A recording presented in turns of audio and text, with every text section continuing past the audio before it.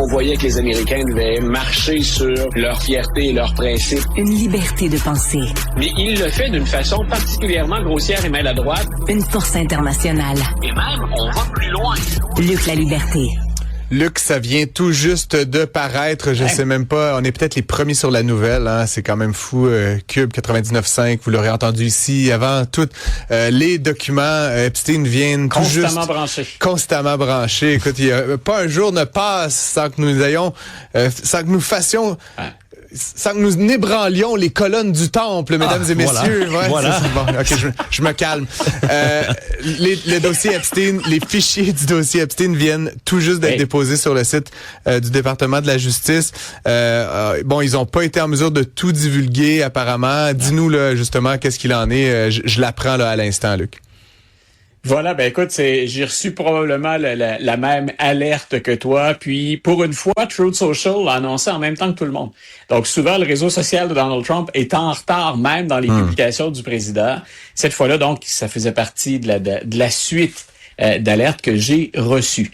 Maintenant, pas plus tard qu'il y a quelques heures, les démocrates menaçaient déjà de poursuivre le département de la justice parce que si on va avoir accès, si on a accès, c'est en ligne sur le département de la justice, sur le site, du département de la justice, on sait que nous n'avons pas tout. Donc, les démocrates ont dit, vous ne vous êtes pas conformés, vous êtes tenus par la loi de tout produire. Puis, on a confirmé ce dont on a discuté hier, ce dont on se doutait depuis déjà une semaine ou deux. C'est, le département de la justice dit, ça nous est impossible de traiter tout ça. On a invoqué du manque de personnel. On a invoqué du manque de personnel qualifié parce que on procédait donc à ce tri d'informations puis à savoir ce qu'il fallait caviarder ou pas. Puis on a dit, c'est pas tout le monde qui fait ça. C'est pas d'abord les gens du département de la justice qui ont fait ça parce qu'on disait, c'était pas entre leurs mains à l'origine. Donc, tout ça pour dire, ça semblait très complexe et nous n'avons pas l'entièreté du dossier. Maintenant que c'est en ligne, je me suis amusé ce matin. C'est à la fois sérieux et à la fois amusé, mais ça, c'est l'historien en moi ou le gars qui a déjà fait de la recherche ou qui a des collègues qui font encore de la recherche. Le site Politico a dit, écoutez, ça va arriver aujourd'hui. On savait pas encore à quelle heure ça allait être divulgué. Mais on a dit, voici ce qu'on vous conseille. 5 grands conseils à propos des dossiers Epstein qui vont apparaître éventuellement. Et le premier conseil, à l'ère des réseaux sociaux, j'ai pas pu faire autrement que d'esquisser un sourire, c'était ne les regardez pas. Et c'est pas ne les regardez pas parce qu'on veut pas que vous ayez la vérité, c'était êtes-vous outillé pour bien comprendre, bien analyser, bien interpréter tout ce qui va paraître pêle-mêle, parce qu'on a de tout là-dedans. Ouais. On a des documents du FBI, on a des courriels, on a des photographies. Évidemment, ouais. Voilà. Donc, le site Politico disait, touchez pas à ça. Grosso modo, laissez les journalistes d'enquête ou encore les experts travailler là-dessus. On se doute bien que ce sera pas aussi simple que ça ou que les gens ne vont pas se retenir d'aller voir et je comprends l'intérêt pour les documents. Donc, on disait, si vous y allez, grosso modo, tenez compte de 2 ou 3 choses. D'abord, ce dont on parlait hier. Il y a fort à parier qu'on va tomber sur des documents qui ne seront pas, dans le jargon et de façon polie, très chic. Mais on a dit tout ce qui est sale ou tout ce qui est indécent n'est pas forcément illégal. D'ailleurs, souvent, ça ne sera pas illégal. Donc, attendez avant de tirer des conclusions. On nous dit aussi le type de document. Faites attention au type de document et aux personnes qui se manifestent dans les documents. Un mémo du FBI, par exemple, sur Epstein, c'est un condensé d'informations, c'est factuel. Donc, ça, vous pouvez toujours le prendre et vous y fier. Mais quand je dis la personne et le type de document, est-ce qu'un courriel de Jeffrey Epstein, par exemple, devrait apporter vraiment un éclairage qu'on doit prendre au sérieux ou qu'on doit, en anglais, prendre face value? Est-ce qu'on remet ça en question? Non. Quand il a échangé jusqu'à la toute fin, il y avait intérêt, par exemple, à dire que Donald Trump était au courant pour les filles. C'est un courriel qui a circulé beaucoup de la part de Jeffrey Epstein. Donc, on dit, faites attention à la fois au type de document. Il y a un peu de tout. Puis, il y a des faits et il y a d'autres choses où les personnes impliquées sont peu ou pas crédibles ou encore, faut s'assurer de remettre en question leur jugement. Autre chose que moi, je vais avoir à l'œil, bien sûr, c'est l'identité des gens qu'on va mentionner ou nommer. Et c'est, que va-t-on apprendre en partie sur le président Trump. Et pour ceux qui disent, ben là, c'est de l'acharnement parce qu'il y a des démocrates, on le sait qu'il y a des démocrates, mais c'est le président qui a promis de divulguer ça. Et c'est lui qui, quelque part, c'est pas un cover-up, c'est pas une dissimulation, mais ça a été long avant qu'on les voit, ces documents-là.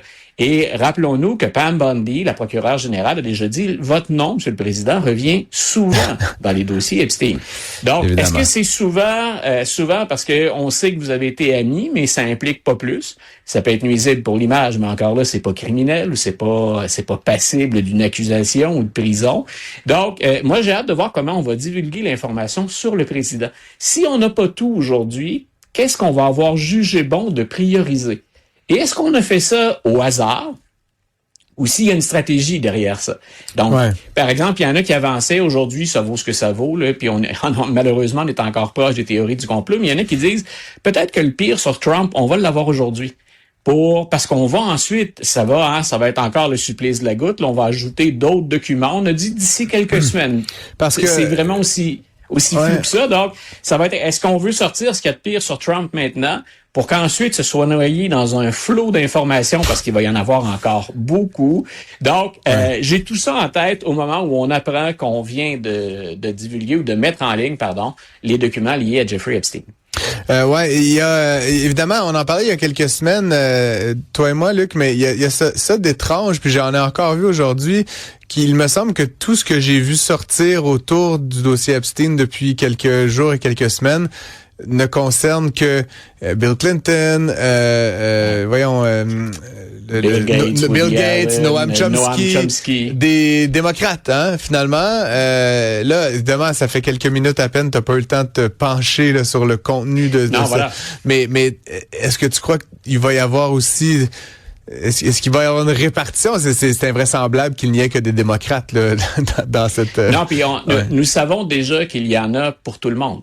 Donc, et ça ne seront pas que des politiciens. On l'a déjà vu, il y a des hommes d'affaires, il y a des acteurs. Écoute, c'est quelqu'un qui a frayé avec tous ceux qui, à un moment donné ou à un autre, ont été populaires. Il approchait ces gens-là pour leur offrir des services, il les invitait dans des fêtes où lui-même était invité. Donc, on va toucher à tout le monde et il y aura des républicains. Ce qui est intéressant, c'est que dans ce que tu viens de nommer, les documents auxquels on a eu accès, ils proviennent de démocrates. Donc, c'est comme s'ils voulaient montrer patte blanche en disant, vous voyez, on divulgue des informations. Par contre, on vous donne pas le contexte qui vient avec. Ça, c'est toujours très, très, très dangereux parce que ça laisse place au complot puis aussi à l'interprétation. Donc, les démocrates ont probablement pas voulu donner l'impression de jouer un jeu qui était strictement partisan, mais il va y en avoir pour tout le monde. Et nous savons que Donald Trump est mentionné à plusieurs reprises. C'est la procureure générale des États-Unis qui le dit. Donc, je pense, il y a rien là-dedans qui va être agréable pour qui que ce soit, sinon ceux qui ont jamais rencontré Jeffrey Epstein. Sinon, dans un tout autre registre, là, je disais, je suis abonné au New York Times, puis je fais ma petite revue tranquillo là, le matin, là, voir s'il y a quelque chose qui pourrait nous toucher ou nous concerner ici au Québec, ou au Canada. Puis je suis tombé sur cet article, rien à voir avec nous directement, mais puisqu'on parle de politique américaine, l'ancien candidat républicain Mitt Romney, qui à une époque était quand même assez de droite, là, on va se le dire. Là, c'était pas un centriste. A publié un texte aujourd'hui, là, un essai, comme disent les Américains, où il dit taxer les riches comme moi. Il en appelle essentiellement à ce que l'État augmente les impôts sur les riches. Drôle de posture, il me semble. Est-ce que tu peux un peu nous expliquer dans quel contexte là il fait cette sortie-là, Mitt Romney? Ah, c'est drôlement intéressant. J'ai bien aimé ce texte-là. Puis je suis content qu'on en parle tous les deux. Tes compétences d'économiste et mon savoir en politique américaine puis en histoire également, ce qui était ma qualification première. Je me disais, on a un bon mélange pour en discuter tous les deux. Donc, Mitt Romney dit finalement, écoutez, la situation aux États-Unis a changé et j'ai changé mon fusil d'épaule. J'ai changé d'opinion avec le temps. Cela dit, ça demeure Mitt Romney un républicain pré-Donald Trump. Faut rappeler qu'il a été gouverneur du Massachusetts et que si au Massachusetts, on avait des soins de santé accessibles à un grand nombre, c'est parce que Mitt Romney a été le gouverneur. Donc, il n'est pas un républicain à droite, oui, en termes de gestion de l'économie, mais c'est pas à droite au sens Donald Trump ou au sens, entre guillemets, MAGA ou même néoconservateur actuellement. Et ce qu'il dit, lui, c'est, il regarde la société américaine actuelle, il regarde l'importance du déficit américain, puis il dit, j'ai toujours pensé que taxer les riches, ou en tout cas taxer au-delà d'un certain revenu annuel, c'était pas productif. Puis il dit maintenant, je pense que c'est le temps qu'on mette l'épaule à la roue.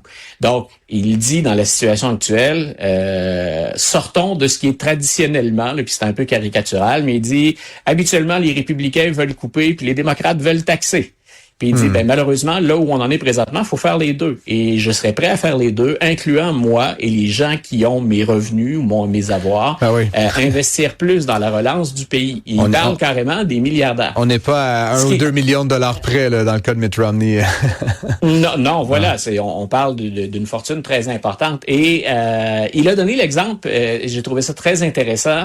Il a dit, prenons un gars comme Elon Musk. Puis là, il invente des chiffres. Il ne dit pas ce sont les avoirs ou la façon dont Elon Musk a fonctionné, mais il dit Elon Musk est immensément riche. Imaginons qu'il ait eu 1 milliard de dollars et qu'il ait ensuite acheté Tesla ou qu'il ait acheté une compagnie, peu importe laquelle, et que sa fortune monte à 500 milliards.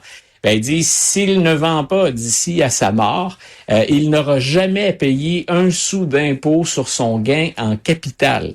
Donc, il dit, ça pourrait même, en vertu des lois actuelles, être transmis à ses héritiers et il n'y aurait pas non plus d'imposition. Donc, il dit, au-delà d'un certain seuil, là, on peut aller jusqu'à 24% de taxation pour des gens qui sont riches et qui déclarent les revenus. Mais il dit, on a certaines procédures, on a ce qu'on appelle les loopholes, certains échappatoires qui permettent à des milliardaires de ne jamais verser un sou en impôts. Et il dit, c'est là quelque part où je débarque du train, c'est là où je mets le pied à terre. Ouais. Je pense qu'on peut avoir une économie qui est saine puis qui demeure productive, qui demeure positive, tout en demandant aux plus riches de contribuer un peu. Et ça détonne un peu du discours qu'il tenait parce qu'il référait lui-même dans l'article du New York Times à 2012. Mais il dit, nous sommes rendus, on n'est plus en 2012 non plus. Il dit, je regarde le déficit, puis je déplore que démocrates et républicains jouent la même carte que d'habitude, alors qu'on est au bord du précipice. Luc, c'est toujours un plaisir d'échanger avec toi et j'anime en partie parce que ça me donne l'occasion de jaser 15 minutes par jour avec mon ami Luc Laliberté. Donc, je voulais te remercier d'avoir été là tous les jours cette semaine. On se prendra un petit café pendant les fêtes. Sinon, je te souhaite évidemment une très belle fin d'année avec ta famille. Puis on se retrouve en 2026 là, pour de nouvelles aventures. Écoute, la même chose à tes proches, à toi. C'est toujours un plaisir de te retrouver. Finir l'année avec toi, c'est un beau cadeau qu'on m'offrait. Puis, à l'équipe et à nos auditeurs, les meilleures fêtes possibles. Joyeuses fêtes, Luc. La santé pour tout le monde. Yes, la santé mentale surtout dans le dossier américain. Merci à tous, à toi surtout, Luc. Bientôt.